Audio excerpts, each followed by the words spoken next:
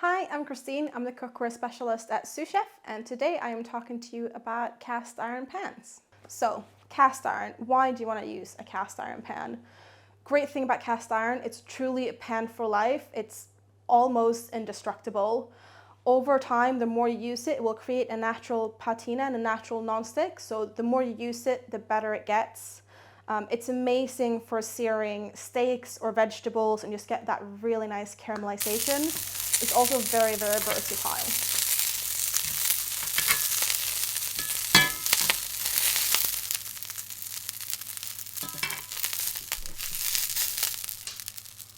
So how do you want to choose your cast iron pan?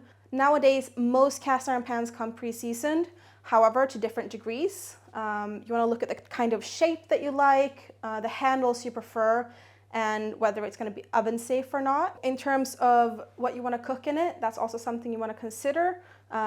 So if you're having it more as a smaller thing for serving, or you're doing a lot of eggs or pancakes, you might want to go for a crepe size, a smaller size, or a crepe pan.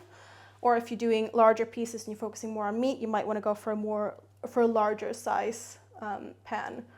Alternatively, if you go for something with deeper sides, if you're doing a lot of sauces and stews. Some of the larger pans will be 12-inch. So the Finex is a 12-inch pan. It's a great all-rounder for when you're a lot of people or doing sauces or big pieces of steaks. And then we have all other 3 pans we have here are all 10-inch.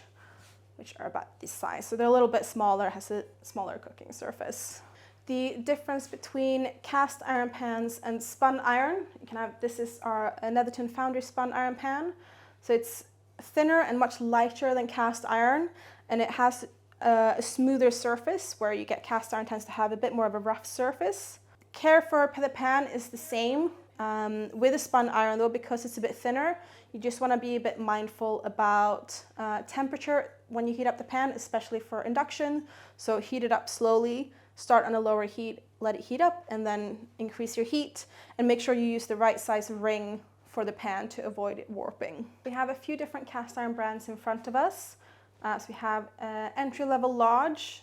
It's your classic cast iron pan, all cast iron handle, and has a little helper handle here at the end as well to help you when you have a lot of food in it.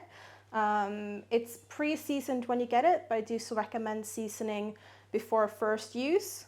Next up, we have a bit more premium, which is the lovely Skeppshult from Sweden. It's also pre-seasoned, but it's pre-seasoned a few more times than the entry-level Lodge, so it has more of that non-stick quality when you get it. Again, I would still recommend seasoning before first use. This one is great, it has 2 handles, works really nice and easy to go in and out of the oven and to serve on the table as well. Next up we have the Lodge Blacklock. It's a similar price range to the Skeppshult, a bit more premium than the entry-level Lodge. It has a thinner cast iron, and again, it's triple seasoned before you get it. And it also has the helper handle at the front and little pouring spouts on the sides. And then the top of the range is the Finex cast iron.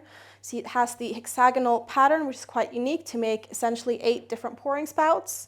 And it has a stay cool coil handle that's inspired by vintage cast iron pans, and a fully polished, smooth base that makes it super slick when you build up that patina over time. And this will too go black the more you season it. So it starts out golden and will eventually go black when it's finally seasoned. This is my guide to cast iron pans. I hope you enjoy using them, and happy cooking.